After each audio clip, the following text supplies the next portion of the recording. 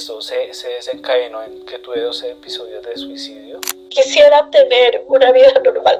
Bueno, mi nombre es Nelson Ramírez. Yo fui soldado profesional del Ejército Nacional. Fui víctima un 4 de febrero del 2008 de una mina antipersonal. Yo hacía parte de la conjunta Tarea Omega del Batallón de Contraguerrillas número 55, Mayor Vidal Aponte, y desarrollaba mis actividades perteneciendo al Ejército Nacional en el departamento del Caquetá. Quien les habla se llama Diana Socorro Pera Juan Hurtado. Soy abogada en ejercicio, defensora de derechos humanos, nacida en la ciudad de Popayán. Tengo una ancestralidad indígena, pero también campesina por mis padres. Y pues nací también con unos padres con ideologías diferentes, el uno liberal y el otro conservador. Y entonces, venga, eso era una cosa terrible en aquel entonces, que es lo que estamos viviendo ahora, ¿no? O sea, si tú dices, soy de izquierda, mamerto triple de la yo no sé qué de las cuantas. Si eres de derecha, paraco de las triples hijuemadres de las hijuemadres. Entonces uno dice, ¿entonces qué?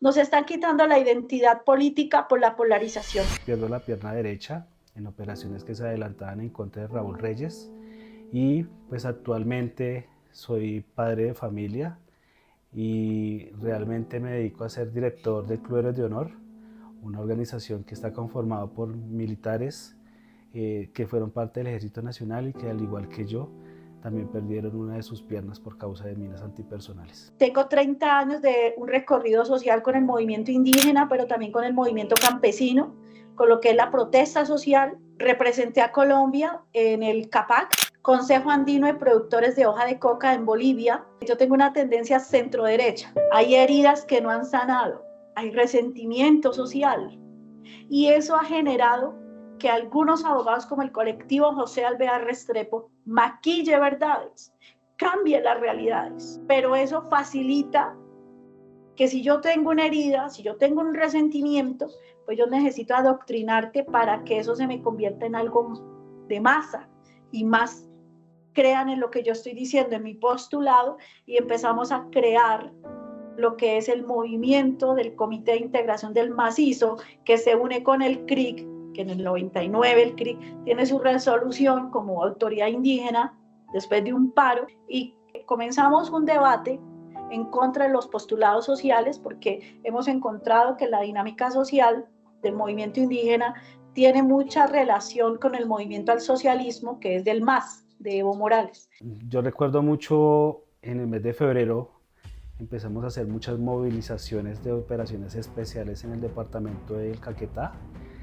Recordemos que allá se encontraba la zona de distensión y la tarea conjunta Omega era un cuerpo de militares de más de 10.000 hombres a lo largo y ancho de este departamento con el objetivo de acabar contundentemente con las FARC, pero lo que había hecho las FARC es que había recogido a todos sus heridos y se habían ido, se habían resguardado con la población civil. Encontramos que era un laboratorio de cocaína. Etnoeducación se construyó con pilares de una persona que fue un gran reclutador. Yo me enteré 3 años antes de que él muriera y queríamos que él llegara a un tribunal porque él reclutó a muchos indígenas en las filas de las FARC y del M-19 y empezaron a manejar una narrativa de deuda ancestral, de que los indígenas tienen más derechos que nosotros de estar en esta tierra, entonces dejemos que hagan lo que quieran. Después de algunos momentos de haber hecho ese registro, recibimos otra orden de que avanzáramos y hiciéramos registro y control de los lugares muy cercanos al Cocal y después recibimos la última orden de nuestro comandante que era pernoctar, que era quedarnos ahí. Y recuerdo que cuando ya me dijeron monte la hamaca, yo me desplacé hacia un lugar donde vi que podía montar mi hamaca en un árbol frondoso y recuerdo mucho que alcancé a colocar el primer guindo y cuando me desplacé para el segundo árbol fue que pisé la mina antipersonal y no recuerdo nada más sino simplemente un pitido, mucho olor a pólvora y recuerdo que no me dejaban dormir. Me pegaban bastantes alertas o palmadas en la frente, en la cara, me ponían mucha agua, para que no me durmiera porque ellos decían que era peor. En el 2015 se construyó la Guardia Indígena sobre la masacre del Naya. Vamos, 3 masacres simbólicas, 2 indígenas y una campesina, que alimentaron los ecos de algunos líderes que han tenido acuerdos desde la Uribe Meta, 1982, hasta ahora, donde se reunió la coordinadora guerrillera y la ideología era: hay que fomentar el socialismo en Colombia. ¿De qué manera podemos entrar? No podemos entrar directamente porque entonces vamos a tener choques con los partidos de derecha. Es así como empieza a utilizarse la dinámica social. Los indígenas y los campesinos, las minorías, la narrativa de una agenda cultural de que pobrecito el indio, pobrecito el campesino, que no pueden haber ricos porque los ricos son malos, y se comienza a alimentar una narrativa que ha generado en mi departamento unos desastres enormes, unas luchas étnicas, porque entonces, como usted es rico, yo le tengo que quitar la tierra, porque es que resulta que mi abuela se orinó en la finca de su mamá, y pues me acordé que era mi abuela, y mi abuela pasó por ahí, entonces la finca suya es mía. Y empieza a hacerse la expropiación sobre el concepto de la liberación de la madre tierra. Lo más triste de la vaina es que me decían que no iba a aterrizar donde estábamos, sino que me tenían que trasladar 10 minutos a pie en una camilla improvisada. Cuando ya llegó, me recibió una capitán del Ejército Nacional y de la Fuerza Aérea. Me asisten y me dicen: Nelson, vamos a ser muy sinceras, perdiste la pierna derecha. Ya te vamos a decir ese proceso médico que vamos a adelantar contigo. Pero me gustó que fuera concreta, que fuera seria y que me dijera la condición real que tenía, y que no me fuera a llenar como de expectativas falsas. Una vez, cuando me quisieron amarrar, la persona que me iba a amarrar no me dejaron, porque ese día me iban a entregar a la guerrilla. Habíamos solamente 10 personas, estábamos en el Nilo, y ellos eran 50. Todo el sexto frente de las FARC todavía no estaban en proceso de desmovilización, y llegan los indígenas y afuera me estaban esperando en un carro, y ellos querían era capturarme, llevarme y desaparecerme. Y sucede que cuando yo extiendo mi mano así en una pared y me cogieron, pues vino alguien de las personas que yo represento, Rosita, y me bajó la mano, y la persona no me pudo coger. Después se fueron porque bajaron todos los 150 del Nilo, me defendieron, entonces la guerrilla se fue quitando. Yo dije: Dios mío, ayúdame, no me entregues, me quieren matar. Tumbaron los vidrios, le pegaban a las puertas, era gente salvaje, pero horrible. Y yo me arrodillé clamando a Dios: Dios mío, no, que aquí me matan. Me escondí mi escolta. Yo tengo hombres de protección, tengo escoltas desde el 2013, mi riesgo es extraordinario. Ahora me entregaron a los helenos, hace un mes, me citaron a un almuerzo, y me invitaron a almorzar, y en el almuerzo me dijeron: pide una copita de vino para la señora, y yo: que sean 2. Cuando le dije: ¿qué está pasando? Y me dijo: nos ganaste el proceso de caloto, saca copias, pero deja de ser heroína porque las heroínas están en el cementerio, y hazte un lado en noviembre porque viene el segundo estallido social. Y le dije: entonces tómate la copa para que sepas que sigo siendo heroína, y nos vemos en las calles. Es muy duro. Y me entregaron a los helenos. Entonces yo soy objetivo militar de los grupos armados, de las FARC, por ahí de un ex paramilitar que lo demandé por alimentos. Entonces me dijo: nos vemos, y le dije: como quiera, defendiendo yo a su propia hija. Y ahora de los helenos. Y inmediatamente entre papá y mamá fue una escena muy dura. Ellos lo primero que hicieron fue levantar la sábana, ver mi pierna amputada llena de sangre con vendas, y lo único que yo hacía era abrazarlos y decirles: no pasó nada, estoy vivo. La situación ya cambió definitivamente porque tenía ese acompañamiento constante de mi padre, de mi madre, de mis hermanos. Afectó mucho el tema económico. Recuerdo mucho que cuando ya me pensioné, ya fui retirado de las fuerzas militares del Ejército Nacional, vuelvo al seno de mi familia, pero después vienen los dolorosos, y los dolorosos eran que me incliné por el alcohol, tuve problemas gravísimos de alcoholismo. Yo no podía todavía como concebir de que había perdido una pierna. Cuando eres altruista de corazón, cuando tú quieres hacer las cosas, mira, a mí no me importa llenarme de plata, quiero dejar una huella en la vida. Quiero que me recuerden por algo bueno en la vida.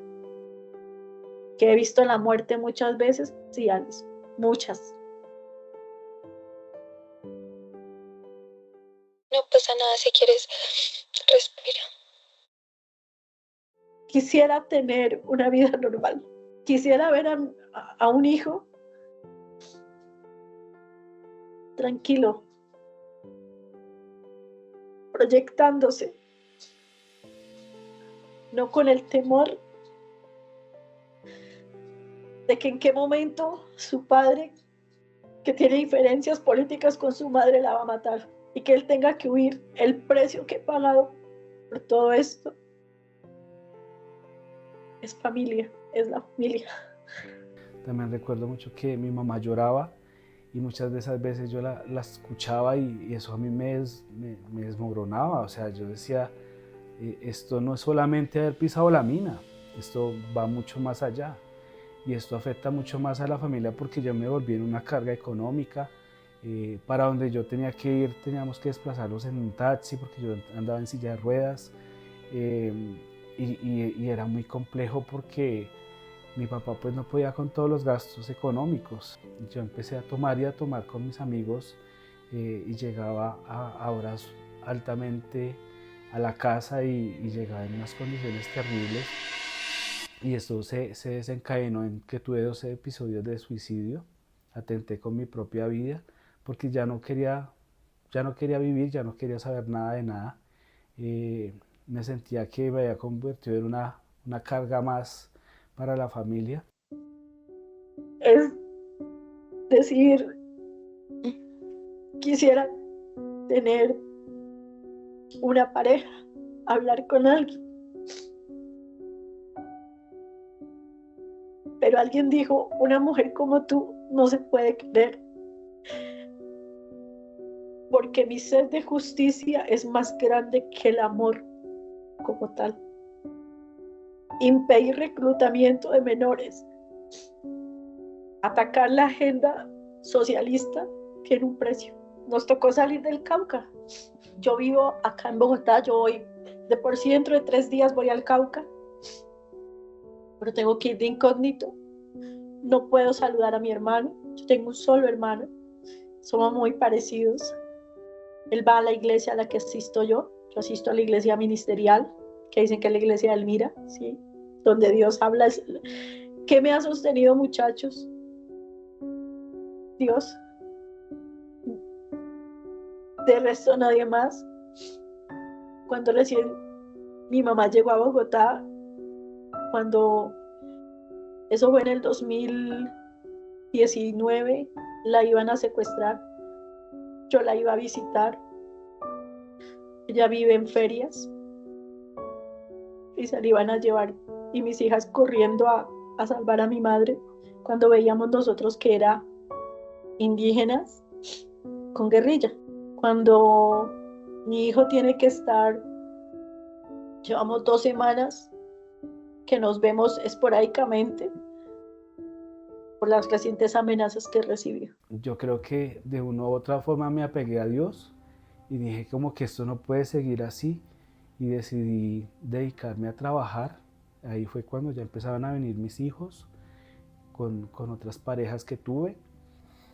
Si bien es cierto, te afecta como familia internamente, te afecta como persona y también en la sociedad porque entramos en un tiempo donde la ley 1448, ley de víctimas, ni siquiera la sociedad colombiana ni las instituciones entendían por qué el militar era reconocido como víctima del conflicto armado. Entonces para nosotros era, o para mí era muy revictimizante saber que hasta la sociedad te había dado la espalda.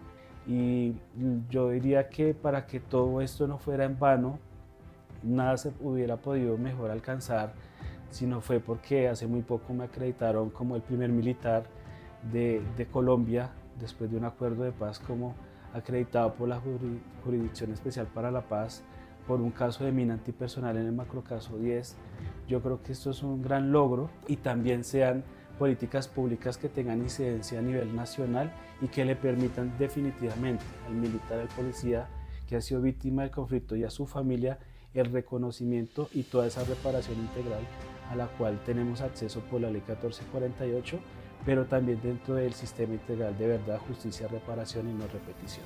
Una de las que más me ha costado es que durante muchos años al militar y policía no se le reconocía como militar víctima del conflicto armado, y este gobierno, digamos que en varios escenarios nos cerraron las puertas, inclusive el documental Con los pies en la tierra fue censurado. Lo que vimos desde el gobierno nacional era que había una persecución muy marcada hacia las víctimas de nuestra población, y finalmente siguen insistiendo en que el militar y policía no es víctima del conflicto armado, pero creo que esto ya se cae de cualquier escenario jurídico, porque en la reforma de la Ley 2421 del 2024 a la Ley de Víctimas está explícitamente, y lo digo con mucho orgullo, que dice que el militar y policía es considerado víctima dentro del conflicto armado, y para mí eso es uno de los logros que ya le dice al país: el militar es víctima,